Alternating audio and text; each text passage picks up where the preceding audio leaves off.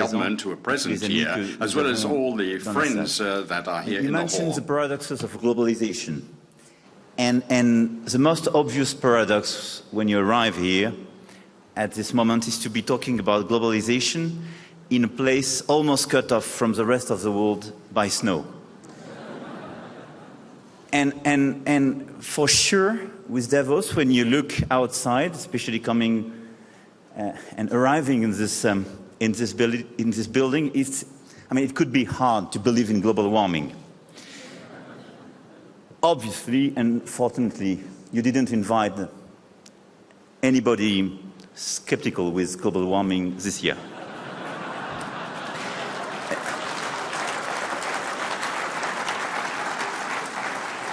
So, you decided to address a series of challenges today regarding our current environment. And my first response is probably to navigate these challenges in France and in Europe. We've already executed a set of action that I will review for you, and we will continue with the same drive. But let us not be naive.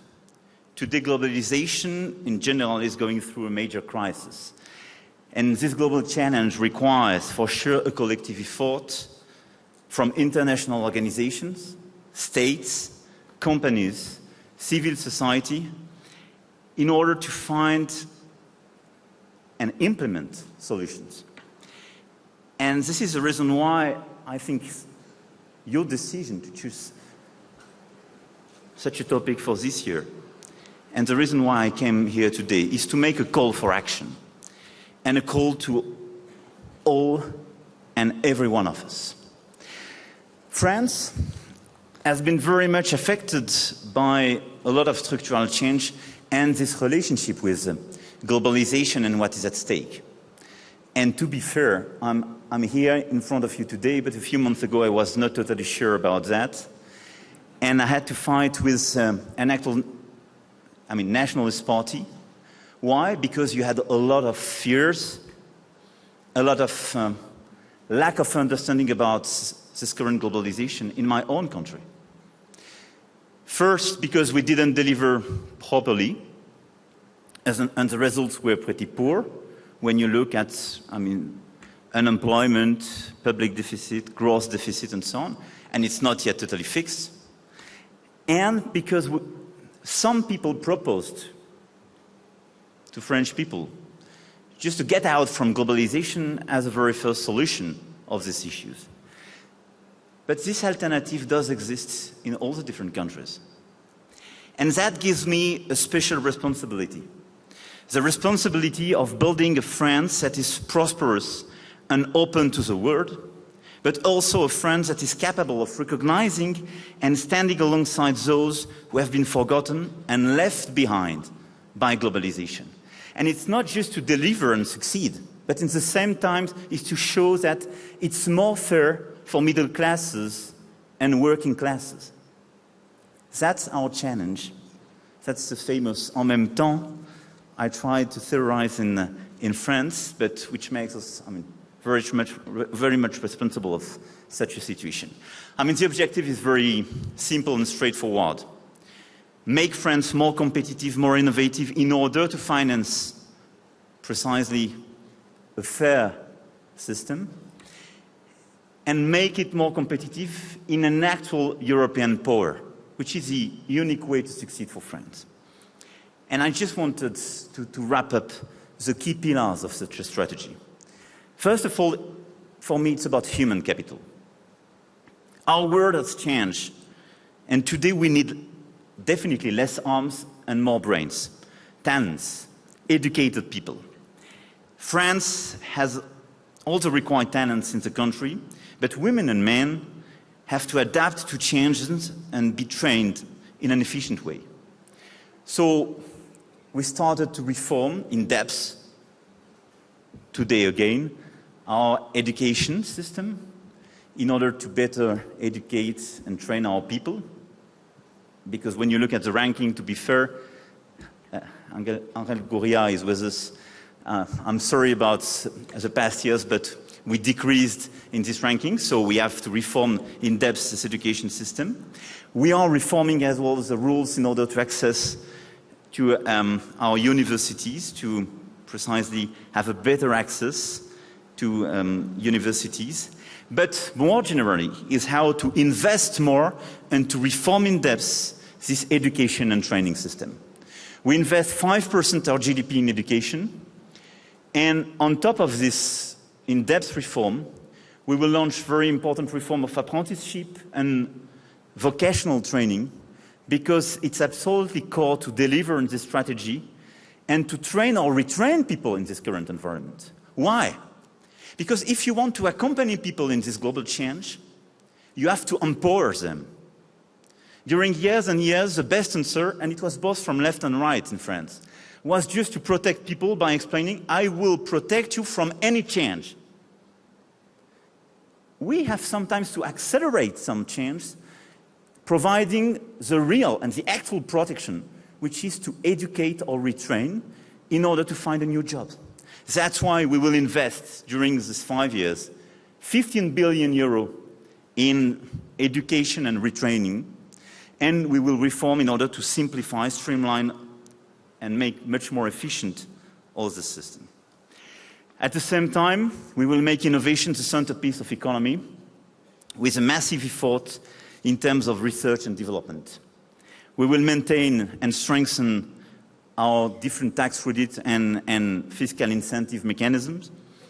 And on top of it, we will create a new 10 billion fund to finance development and innovation programs, and especially disruptive innovations. And we will dedicate 13 additional billions to fund precisely this development and innovation programs. It's once again on research and this human capital.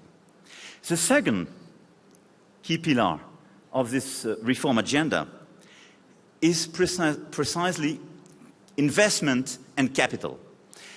I mean, in such an economy that you perfectly know, which is an economy of innovation and competences, I mean, it's good to have a very competitive financing system. We have it in France, but is much more oriented toward loans and lending issue than on equity issues. We need more equity in this current environment to finance risks and big innovations, and in order to finance our champions. So we passed a series of reforms in order to reallocate precisely our savings into that direction. We will pass new reforms. Part of these reforms are at the global, European and global scale to be negotiated. And I think we can de-risk our global system by facilitating this orientation towards more equity financing, especially on good and sustainable projects, and I will revert on it. But we passed a series of very concrete measures in order to facilitate such a move. By decreasing our corporate taxes, and we passed the law in order to decrease till 25% corporate tax. We were at 33, to be fair, during this mandate, in order to have a big reform on capital gain. And we will have a unique tax, 30% only, all in all, which will make us very competitive, and by lifting taxes and wages and on capital in order to accelerate this recovery in terms of competitiveness. And by reducing the cost of workforce and capital, we've reinforced France's attractiveness. And this is, for me, one of the key ambitions we should have in order, first of all, to facilitate the allocation of our savings and our capital in equity financing, in disruption and innovation, and to attract foreign capital in such a model. The third pillar is about acceleration and flexibility. In such a world, education and new safety nets is absolutely key to protect people. But you need more flexible structures and rules in order to facilitate this change, in order basically to help the different companies, startups or large caps to sometimes change their business model and readapt to this global environment. That's why we passed, summertime last year, a very important reform of our labor market, whose the main philosophy, in a nutshell, is to realign France on Germany and Northern Europe, i.e., to have less rules defined by law and much more rules defined by consensus at the corporate or the branch level, i.e. much more adapted to your environment, your business environment, and facilitating the readaptation. That's a big change, and I think it makes it much more competitive and much more productive at home. And I think it was very much waited for decades sometimes by a lot of people.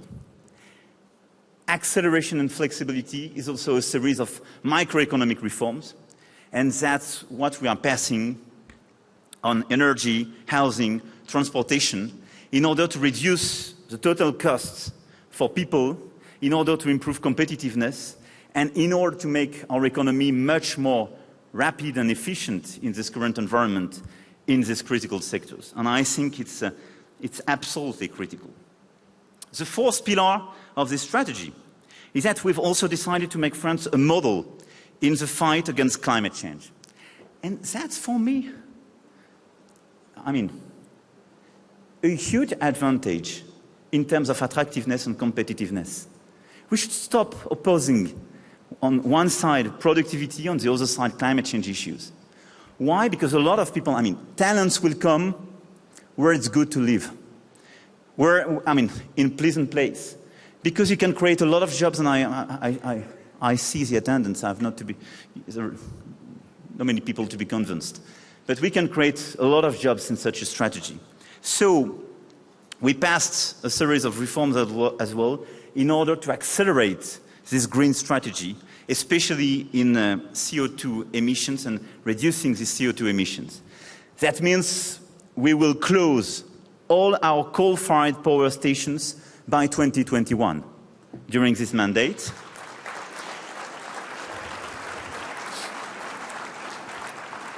It means we will launch additional research and development programs to step up the fight.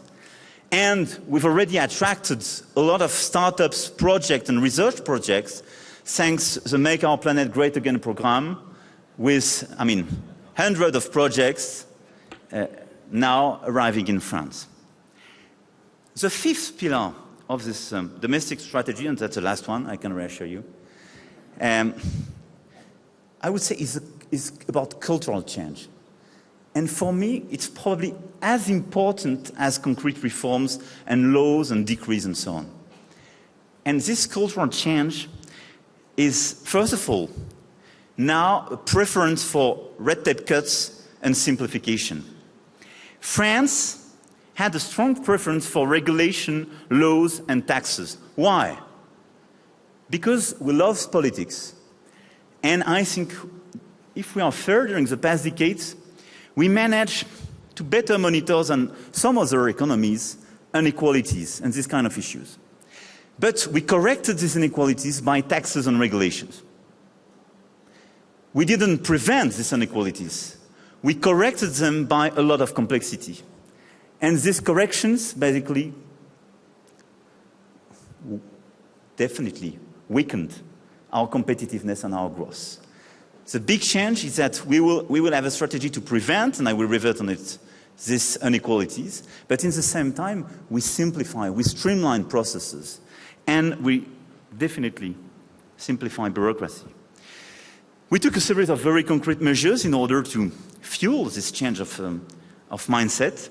And the effect is that during the last 6 months, we reduced like crazy the number of new regulations, and we reduce the number of bureaucratic approach, and we are passing a law to totally change the relationship between administration and entrepreneurs and people. The second cultural change is about visibility. We have to guarantee stability for people, entrepreneurs, citizens, investors. All the reforms I mentioned about taxes and simplification, we passed them. And we voted a 5-year strategy in terms of taxes. That's brand new. Because, it's too easy to come and to say to you, I've changed this year my taxes, and the year after to totally change the rules, because unpredictability is absolutely counterproductive. So visibility is part of this cultural change. That's for the 5 years to come. That's a strategy, and it will not change. That's my personal commitment and the commitment of the whole government. And the third very important point in terms of cultural change is about risk. I often say in France it was forbidden to fail and forbidden to succeed. I mean, as you can see, it reduces basically your way to maneuver. Now, it should be more easy to fail, to take risk. So to reduce the cost of failure, to allow people when they fail, to come back and to try something else, and to facilitate successes, and to be granted for the successes. And for me, it's all about the relationship about risk. When you take risk, you need reward, and basically you have to reduce this cost of failure. That's a big change if you want to succeed in the current environment, and that's the change we are making in France. And because France is a nation of entrepreneurs, is a nation of people loving this kind of risks. And I think it was a big mistake, and a big mistake when you look at our history regarding that. So, ladies and gentlemen, my first message is that France is back. France is back at the core of Europe.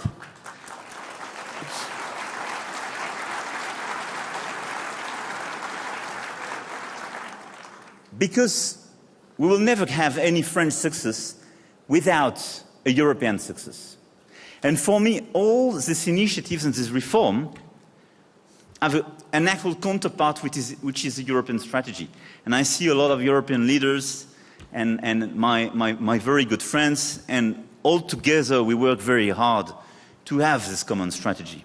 I will not revert on it, and I know that Angela Merkel expressed a few hours ago her vision, and we work very closely in that direction. But in a nutshell, I just want you to believe that the core strategy for me, for the coming years, and especially for this year, is to manage to deliver an actual refoundation of our Europe. We have to fix some short-term issues on energy, digital, migrations, and investment. This is a 2018 program. But this year will be the year where we have to redesign a 10-year strategy for Europe. It's sure. Because in this current environment, Europe has a responsibility and a role to play vis-à-vis China and the US.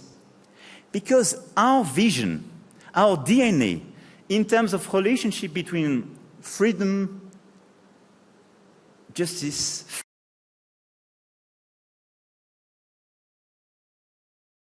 just have this kind of balance between these different values in Europe. You have a strong preference for freedom in the US. The approach of fairness is very different.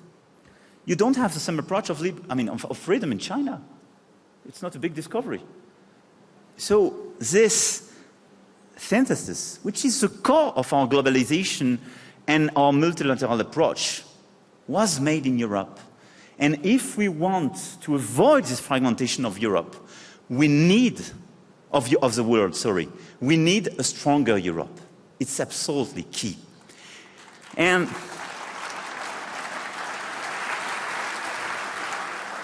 my view is that we have to redesign a 10-year strategy, because that's not an overnight strategy, a 10-year strategy to make Europe an actual economic, social, green, scientific, and political power.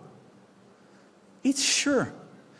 That's what we have to build, which means we need more ambition in order to have a more sovereign, united, and democratic Europe.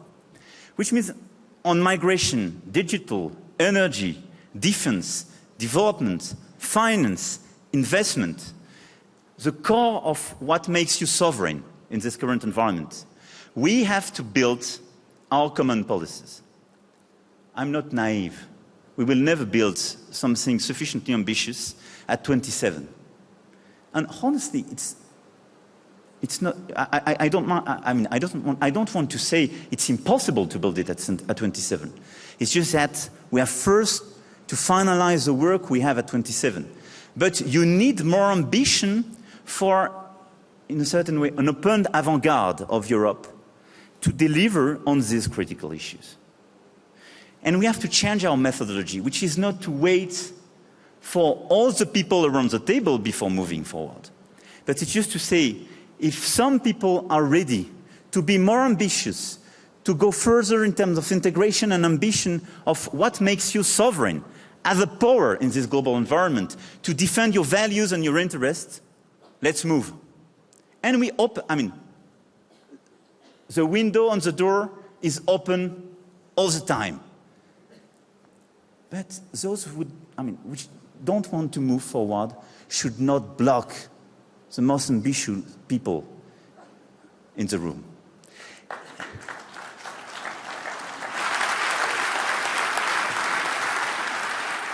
Because I think that such an ambition is the one we will make our Eurozone much stronger, much fairer, much ambitious in terms of investment, fairness, and much able to deliver a consistent message, what we want precisely to do in this current environment.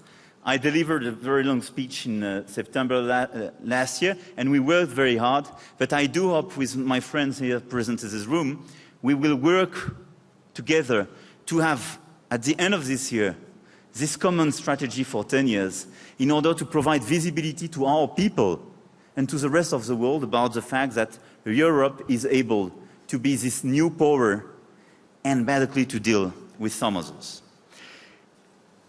Parce que, mes amis, je veux ici, toutefois vous faire un aveu. I must make a confession. I'd like France trouve pleinement sa place dans la compétition mondiale. In world competition. Et je pense que la and I think that the condition for that is that Europe should be stronger and should succeed in finding a new ambition. Ça n'est pas une finalité en soi. But that is not an end in itself. La croissance économique, Economic growth is not an end in itself. And I often think that we've made mistakes in our speeches. We said, well, things are going to get better because we're going to have growth. I think that there are a lot of countries where you can have 1 or 2 points more growth, but it doesn't resolve all the issues. And economic growth is not an end in itself, it's a means to an end. I would go further. This search for economic growth has sometimes led us to forget what people are prepared to accept in order to achieve it. The globalization crisis we're going through today is linked precisely to that. The world is fragmented by a series of economic, geopolitical phenomena, some of which could have been anticipated and which are associated with that fracture. Now, we thought, or some people thought, that everybody was going to be affected. We're going to have growth, all the problems will be resolved in emerging countries or the newly emerging countries. That is not the case. Why? Because that growth is structurally less equitable. I think that all the experts show this, whether it is the international institutions or the ONGs. I think, NGOs, there is really only 1% that get richer. I think that you've got the financialization of globalization, which has led to concentration, and new technologies. I think we were talking precisely about this. The economy really gives encouragement to people with the most talent. So you cannot find a one-stop solution unless we coordinate our tax issues, because otherwise talent will disappear. We've tried out that method. It doesn't work, and it's not going to work if you don't coordinate your positions. However, not to have a response isn't a good idea either. Then we are living in a wonderful world. Distances are shorter and shorter, but in our societies, everything is being refragmented. We have societies made of nomads which take advantage of globalization and whose lives are much closer to those in Bombay, Miami and in San Francisco to the people who live just across the hall. And I think that you've got interests are then brought apart instead of being brought together. A few kilometers from here, there are people who think that solution is to get out of globalization, and there are more and more people who are convinced that that is the right option. Now, having said that, it means that we have a major challenge to meet. It's not just a challenge for governments. First of all, because government states for many years now are probably going in the wrong direction to meet those challenges. There is a political challenge, and a lot of governments think that you need to be more nationalist. Okay, we're not doing very well, we'll close our borders. And then there are challenges which people are frightened about. Migratory flows, terrorism, technological change. Those are changes that impose international coordination. I said that that was true for Europe, but it's not only Europe. Unless we are able to cooperate, we're not going to be able to take advantage of our comparative advantages. And comparative advantage means that you're actually dragged downwards. In fact, it is a question of being dragged downwards. And that is preventing us from meeting the fears and concerns. And I think that states have often gone in the wrong direction because we actually fragilized, we undermined multilateralism.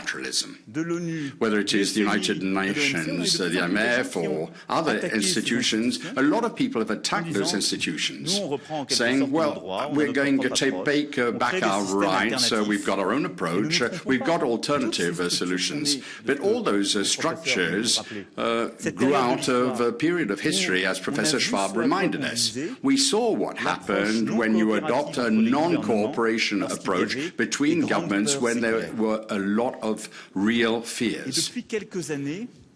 And for many years now, we have been going in the wrong direction. If you look at social law, tax law, all those subjects which are the basis of a state, we have really seen a weakening of positions. Now, I have told you what France is doing. In France, was really lagging behind the rest of Europe.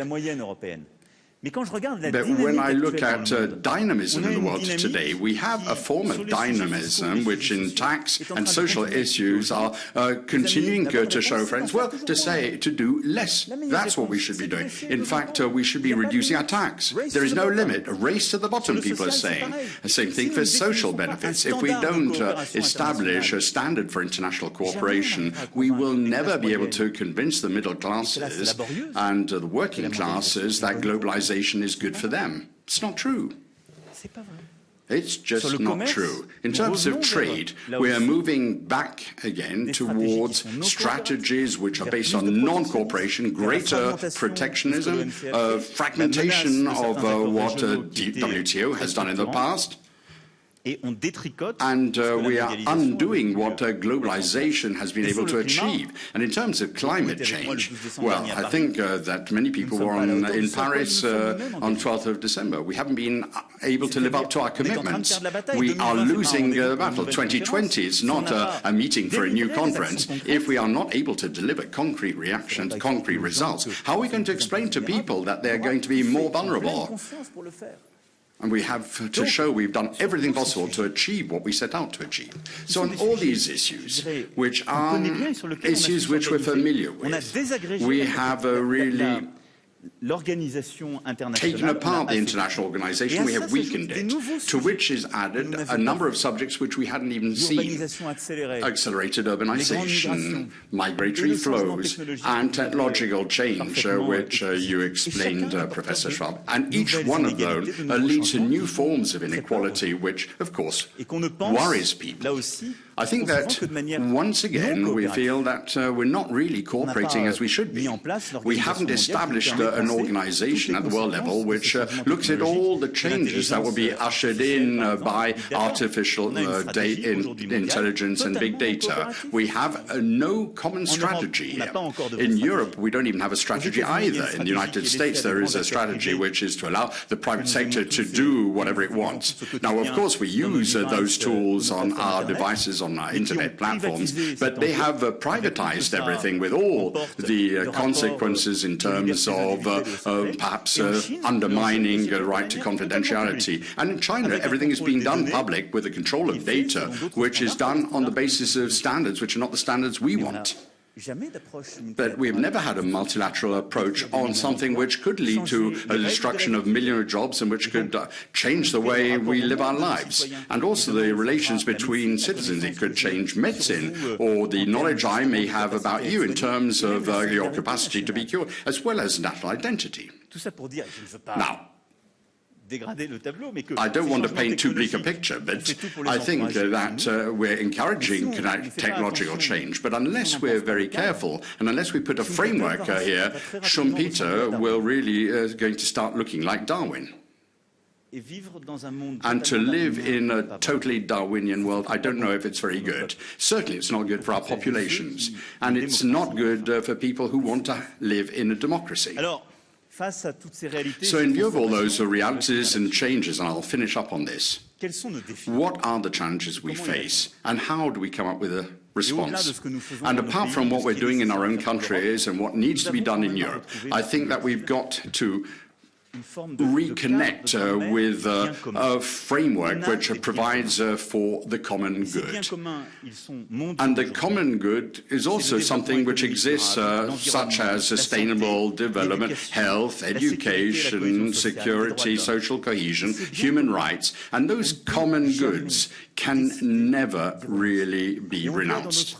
In our strategies, in our approaches, we've got to actually spell them out. We've got to create the right fora to be able to regulate those common goods in a cooperative manner. And I say that for governments, but also for the private sector. Nobody will be able to suspect me to be just business friendly.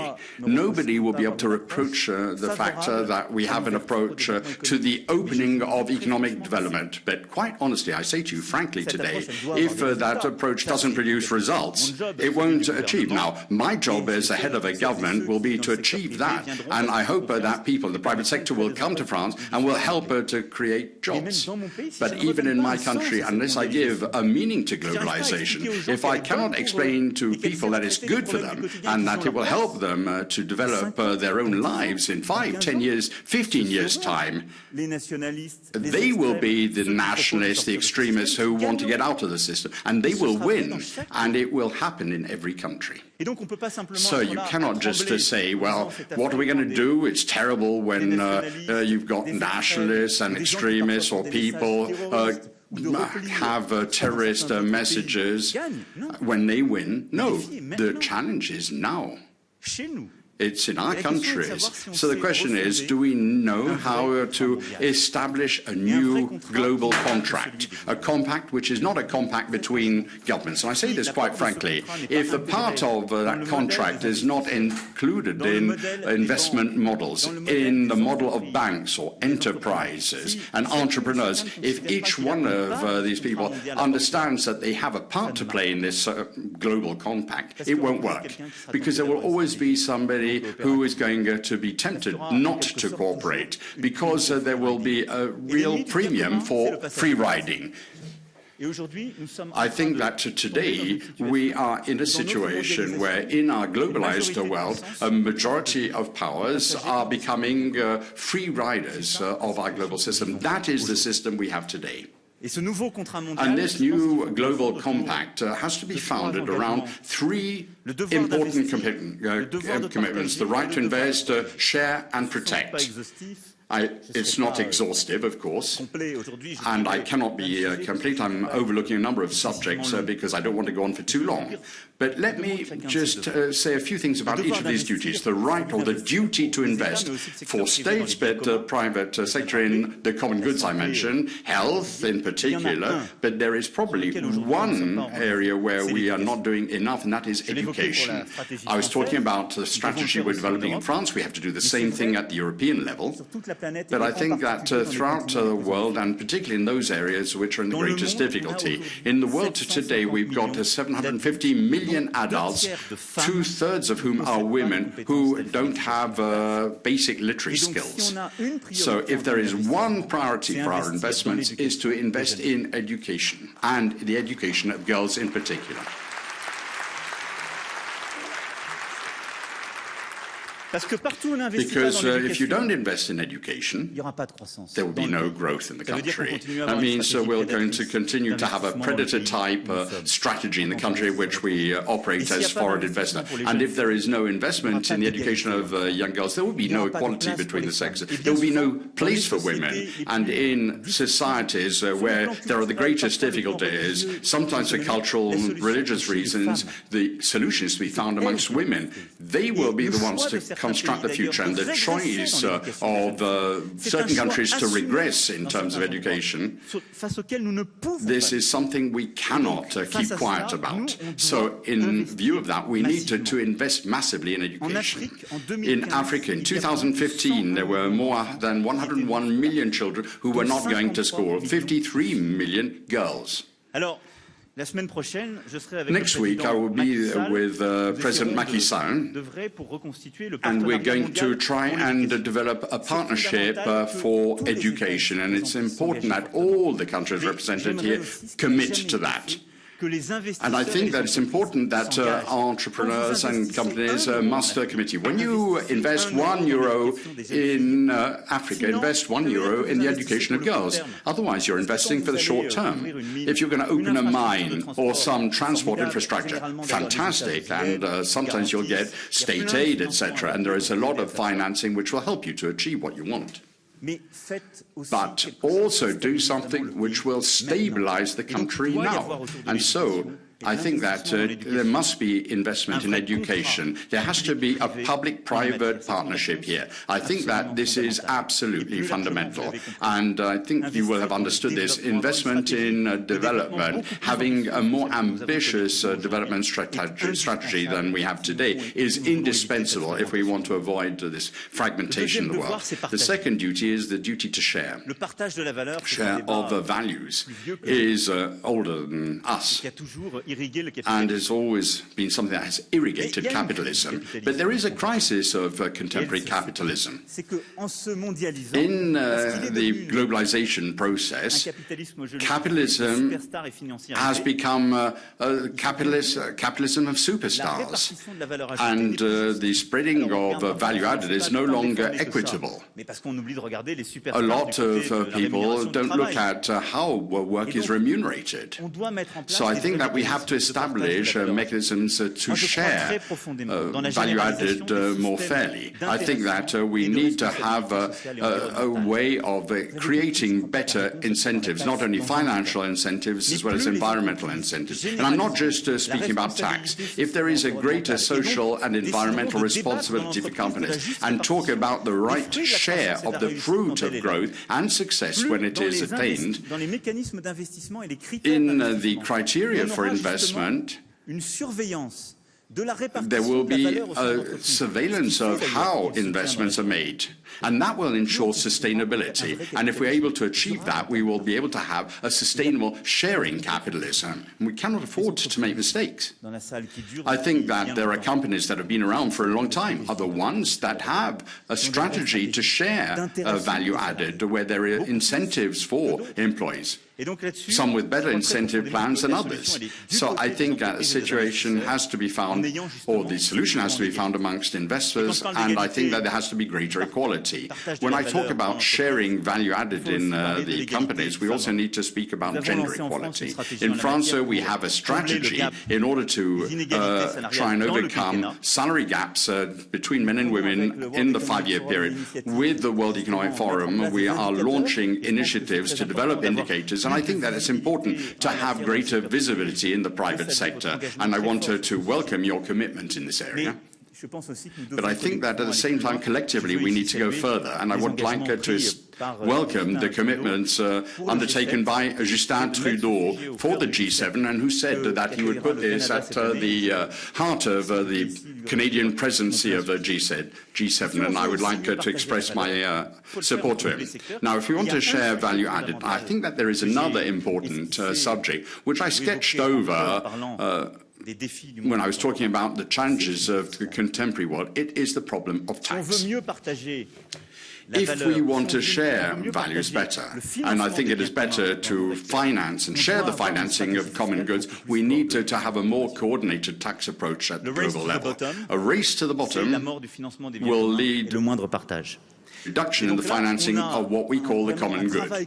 So I think that there is a collective impetus to be provided. The OECD has done a lot of good work in this area, and thanks to that, we have prevented or tried to prevent the erosion of the tax base. We have signed a multilateral treaty.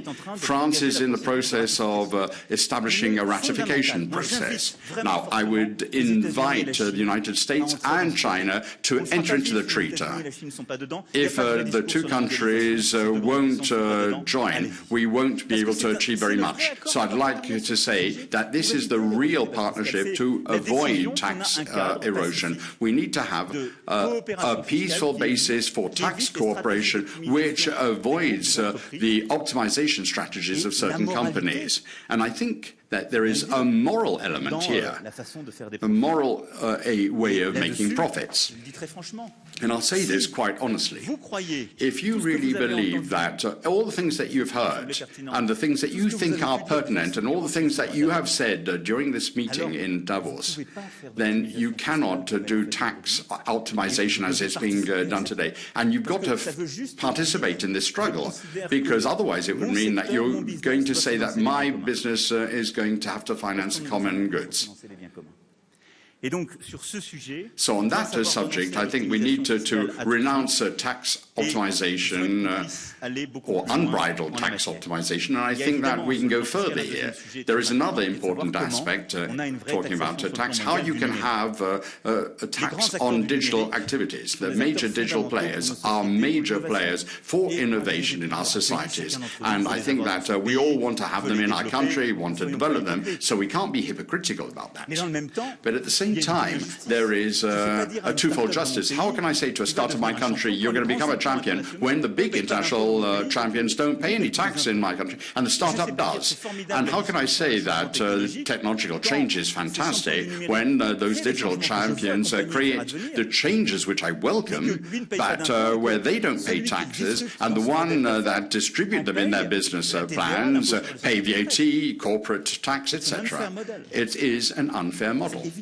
And that is obvious. So we've got to put an end to an unjust system, and we've got to do this together, because otherwise people will worry that we will lose a competitive edge. As we haven't been able to organize ourselves, there have been tax hubs that have been created. It is something that is in the common good of the world. The major digital players provoke disruptions. Those disruptions are going to destroy millions of jobs throughout the world. We are going to have to retrain these millions of people who are going to lose their jobs. So education is a common good and has to be financed. If those who destroy the jobs don't help us to finance the training or retraining of people, how am I going to explain this to the working and middle classes. You won't either. So we've got to find a good framework for tax cooperation. I hope we will find that in Europe this year. I hope that we will achieve the same thing this year with OECD. And I hope that this will also be done at the international level too. Sharing also means refinding the vitality of cooperation in terms of finance and trade, as we had after the crisis in 2008-2010. And I'd just like to share a few proposals with you on this. I am in favor for the IMF be given a mandate to survey the whole financial system, particularly those areas which escape regulation.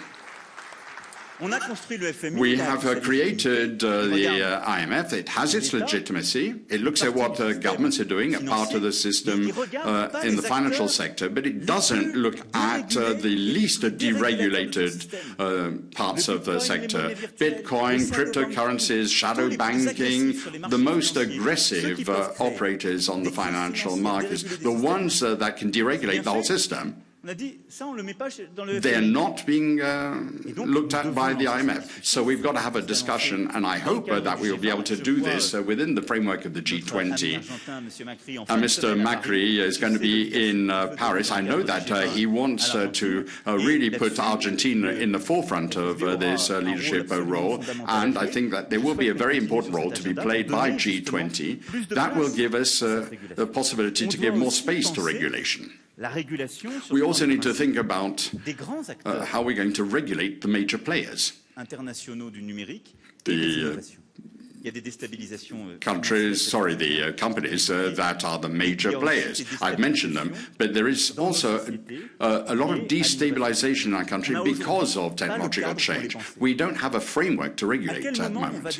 When are we going to stop innovation? We're going to have to do this at some point. At what point are we going to say artificial intelligence, this is a red line because it is disrupting not only old productive systems, but our relations with or our attitudes towards private or privacy. It also calls into question of a number of philosophical principles. I think we need to have a framework of international cooperation in order to promote technology and so that we can promote our startups. But we've also got to establish principles which cannot be decided by economic players, but rather by governments. I think that there too we should have a discussion within the context of the G20. That is fundamental. The final challenge, it is to protect people. Protecting in terms of fight against terrorism, providing people with social protection. That is very important if we want to promote globalization. I think that it shows the important role that can be played by governments and states. For decades, people have said it's the end of government, the private sector will take over. But I think to be able to meet all these challenges, you need to have governments, you need to have international cooperation. On the societal aspect, we have to stop this question of really rolling back all our social benefits. And we need to have a discussion in the G20 to ensure that in monitoring being done by the IMF and other major bodies, there must be a monitoring of all those bodies that can promote social cohesion. I think that in Europe, when we provide help, particularly in the cohesion plans, we look at factors such as social convergence. We need to have certain criteria which allow us to measure social convergence. And we shouldn't be paradoxical by saying that this is what we're trying to do at international meetings, but asking countries to roll back their social systems in order to take things down to the lowest level possible, and which doesn't provide the minimum protection that societies require. So I think that that is an area where I hope we will be able to create a dialogue between the IMF, the ILO, and that we'll be able to establish a list of criteria. In terms of climate protection, a lot has been said. I think that we've committed to many things, but we're still not up to the commitments. I think that China has really done an enormous amount of work here. It has maintained its efforts, and it has maintained its position in the Agreement of Paris, and it also participates in the carbon trading system, which is a very important element. I think that India is also very important. Prime Minister Modi opened the forum, and I think that that is very important as part of the transition that we now need to follow through. And we need to respect the Paris Agreement. What does this mean? The European Union must go a little bit further and create a floor price for CO2. If we don't do that, we won't be credible. We have a CO2 market, and we've got to have a minimum price for CO2, and we've got to try and change the production model so that we're in line with our commitments. Secondly, I was in China a few weeks ago, and I was really impressed by the diplomatic initiative by President Xi, who mentioned this at Davos last year. I think that all the One Belt, One Road initiatives have to be in line with our climate goals. The new Silk Road has to be a green road. It cannot be a coal-based route. We need to have energy which allows us to reduce CO2 emissions, and we all need to cooperate in achieving that. Thirdly, we need to be able to continue going further, and I hope that by 2020 we will be able to have an environmental pact which will be legally binding and which will ensure justice for our citizens in terms of protecting the environment. And then the private sector must also live up to its commitments. Two big initiatives were taken in Paris at the One Summit meeting, and I hope that we'll be able to monitor progress regularly. And I hope also that all the investors, all the donors that have signed up will be able to regularly show that there is a real commitment by the private sector.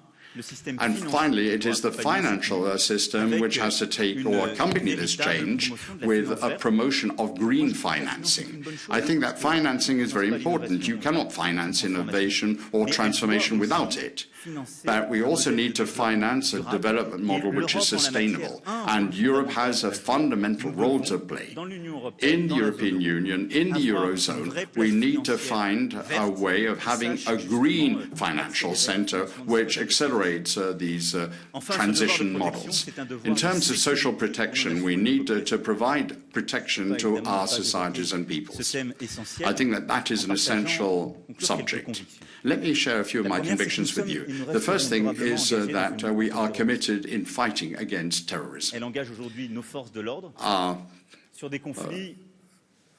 police are committed to fighting a lot of forces. Some of these terrorist forces were organized in different ways in the Sahel and other parts of Africa, but also in other parts of the world.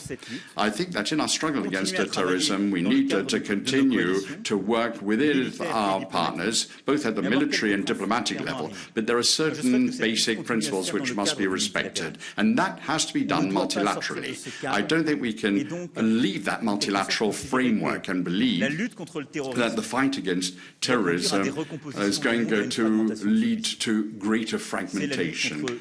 We've got to fight against criminal organizations, but it shouldn't be a justification leading to a fragmentation of our responses. And acting in a multilateral way means that we put pressure on regional powers such as North Korea and Iran, but without really leading to the fracturing of certain regions. And this struggle has to be done within the framework of a political approach and a diplomatic approach. Unless we can find a political and diplomatic solution, terrorism will continue. Let us be honest, sometimes we have created solutions that have led to terrorism, believing that simply trying to get rid of a tyrant which we didn't like, that would solve all our problems. You cannot replace the sovereignty of peoples and their sufferings, and I think that only stable political solutions, sustainable solutions, will allow us to achieve a result and allow us to fight against terrorism, because it will prevent frustration being rekindled in these different countries. So we've got to not only win the war against terrorism, but we've got to create the conditions for durable peace in areas of the world which are engaged in this struggle. I'm thinking of the Middle East, of course, but I'm also thinking of Africa. Sur ces sujets, notre coopération est indispensable. I think our cooperation here is important. We've got to do peace building as well. Parce que tout se tient. I think everything is linked. We've got to give a meaning to globalization, which we're bringing to these parts of the world. And that's why development policy and our diplomatic activities is inseparable from our military policy. If you fight against terrorism in a country, but you have no development strategy, if you've got no education strategy for that country, now, you might one day win, but the next day the causes that led to terrorism will not have been eradicated. And I think that everything is interlinked. Terrorism has come back to the Sahel region. Why? Because we weren't able to provide a development policy, we weren't able to provide an education policy, and we haven't found an answer to climate change. And the destruction of Lake Chad has led to a real economic and moral crisis in the whole region. And that is why jihadists have been able to thrive. So fighting against terrorism is a military option, but it also requires a diplomatic solution. Now, I will finish up on this point. I think that the social contract has to involve all the stakeholders. We've got to fight against free riders and the strategy of free riding, which means we must also be consistent in our approaches. We should not have trade agreements with countries which don't respect health, social and other conditions. We should not have discussions on certain subjects with certain powers if they don't meet our criteria. And we ought to have a consistent agenda in terms of protecting what we call the public goods. We won't be able to do things from one day to the next. And I think that it would be much better that we come together and prevent the divergences increasing. A new global and shared framework. And this framework should be based on cooperation and multilateralism, and absolutely not on a sort of new hegemony or fascination on new powers. It would be a huge mistake, which means we have now a tremendous responsibility. Because this new framework, this new compact is the unique way to protect our interests on the long run, our common good, and our people. The answer is partly here, in this room. And in a certain way, our new frontier is not a geographical or a technological one, but it's much more our commitment. We are our own frontier, in our own conscience.